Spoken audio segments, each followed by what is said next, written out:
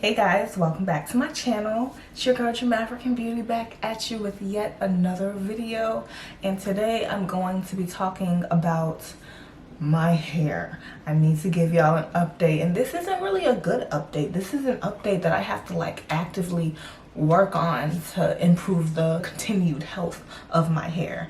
So I'm gonna call these Milestone Mondays because this is definitely gonna be a milestone in my hair, and it's a milestone because I'm glad that I'm learning of this issue and I'm able to now combat it. So that is why I'm still considering it a milestone. So before we jump into this video, can you go down for me real quick, hit that subscribe button and like this video if you like this type of content. Leave me a comment below, let me know what your hair struggles are, and you know what you want to hear from me from my own journey, because trust me, it's been and still forever will be a journey. And hit that bell button so you don't miss another upload. And without further ado, let's jump into this video because we got to talk. My hair, you guys. I am learning that I have this thing called mid-shaft splits, okay? Mid-shaft splits, not split ends. Okay, the split isn't at the end of my hair. It is literally in the middle of my hair shaft. I discovered this when I was, just detangling my hair, doing my little typical LOC method, and I saw a single strand knot that was actually kind of big. So I was like, oh, let me go ahead and just cut that off because it was right there and why not?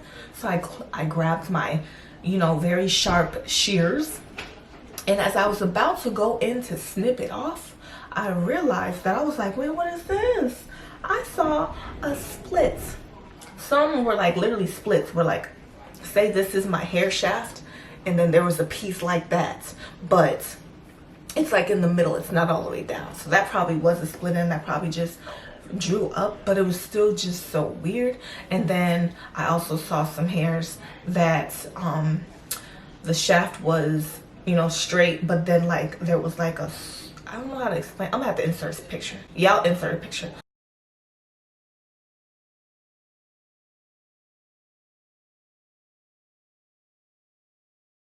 But there was like a hole in between. It's like the shaft, like if this is my hair shaft, there was a hole in the middle of my hair shaft, and then a single strand knot at the end. And you might think that, oh, maybe it's just two hairs that got stuck in that single strand knot, and that's no.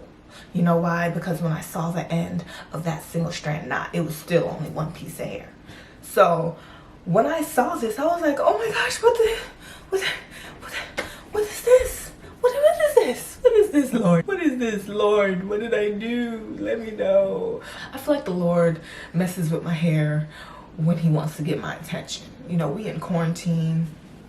And I don't know, do I need to pray more, Lord? Like, let me know. Do I need to, do you want me more in my word? Let me know, because I was so duped.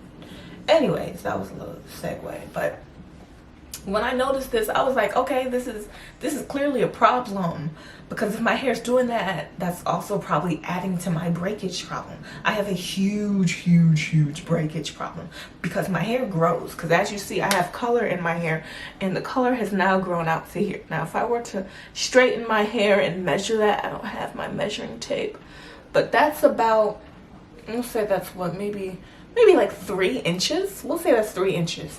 So my hair, if you ask me, it should be 3 inches longer from when I colored my hair.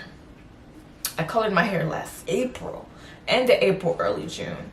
Yeah.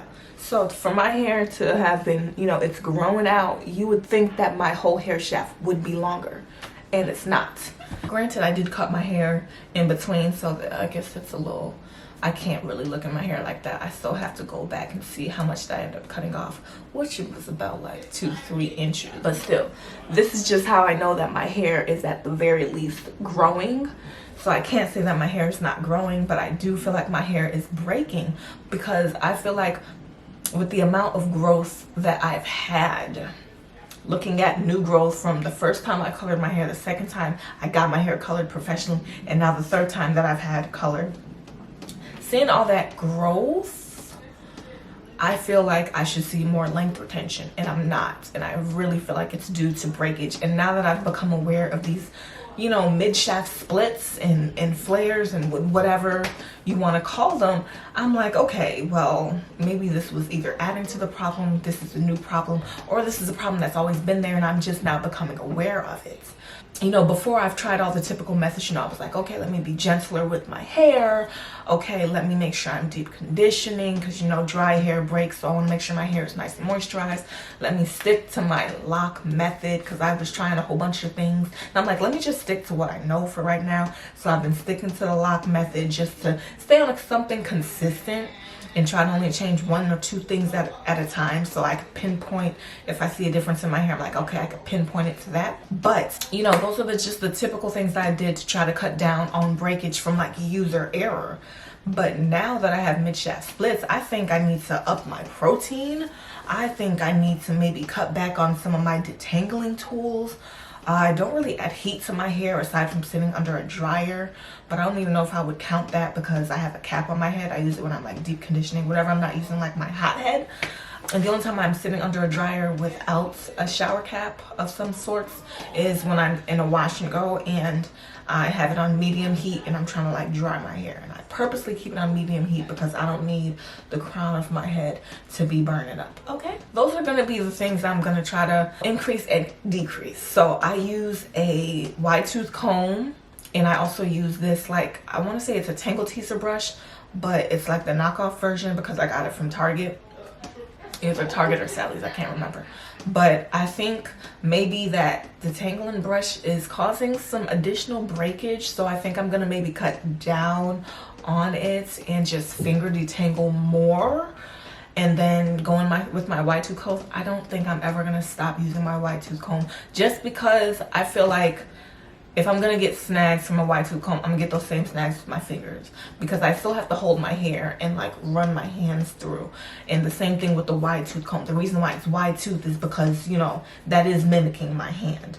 So I don't think I'm gonna cut back on it, but I am gonna try to detangle mostly with my hands. And then in the areas of my hair where it's like I definitely need a detangling tool, I might bring in my wide tooth comb and maybe only bring in my brush after I maybe see some improvements, or I may just have to get rid of it altogether.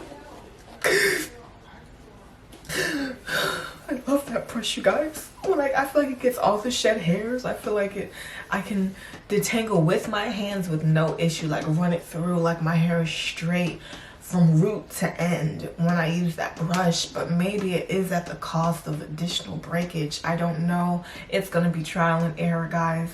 So that's going to be one thing. Like I said, I'm going to increase the proteins. When I introduced protein into my regimen, I did it like once a month just to see how my hair would take it because I wasn't really sure what porosity I was. Am I getting my low porosity, my high, my medium? And just to be on the safe side, I was like, okay, I'll do once a month and see how my hair reacts. My hair has reacted fine to once a month, so I think I'm going to up it to twice a month. And we're going to see how it goes. I will be using the Real Protein treatment from Green Beauty. Love her channel. You should definitely check her out. She gives you the scientific facts about you and your natural hair and a whole bunch of, you know, all of the fad regimens that are out there, like rice water and, you know, ayuveric treatments. So check her out. That is also another thing I will be adding to my regimen. I will be adding some ayuvera. I'm probably butchering that name, but I'll be adding some ayuvera products to my hair. And like brahmi, like alma powder, like neem oil and neem powder. I'm gonna be adding MSM as well. We're gonna see where it goes. Let's see. There's some other things when I was just Googling, you know, mid-shaft splits and how to like get rid of them. The biggest things was like heat, detangler brushes, being gentle with hair, which is stuff I already do. Oh, and the last thing is actually over manipulation of your hair. So I'm also gonna try, after I finish my wash and go series, like taping it, I have like a few more videos to tape for you guys. After I finish that, I think I might actually put the wash and goes away for a little bit, just because I do feel like that is a rather, I don't want to say it's a high manipulation style, because honestly, everything I do for wash and go, I would do for any other style that I'm doing.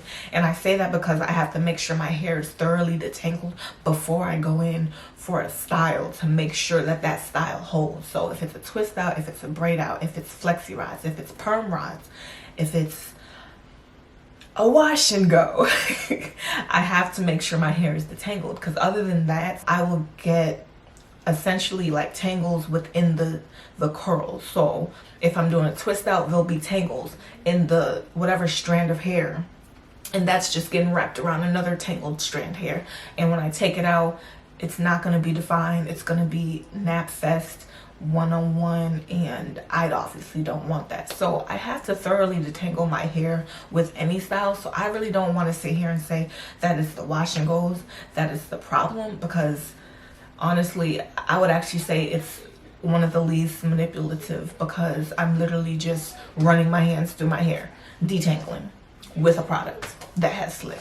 I'll probably more so blame it on the brush, because the brush probably does pull out more hair than with just my hands or than just with my wide tooth comb. I think I might try more low manipulation hairstyles, or I guess a better way to say is I'll try hairstyles that I don't have to be hands in my hair as often.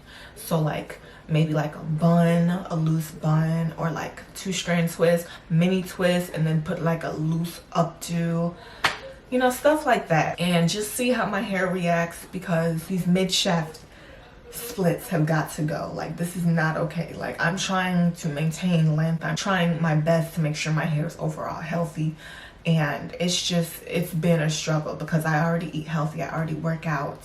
I drink water. Okay, I have my water right here. I drink this thing down like 4 to 5 times a day. Plus I drink coconut water after I work out. So that's water as far as I'm concerned too. So like for my hair to still be having these issues, I would be lying to say that this is not frustrating for me right now. But like I said, it's a part of the journey, and there are going to be frustrating times. This just happens to be one for me.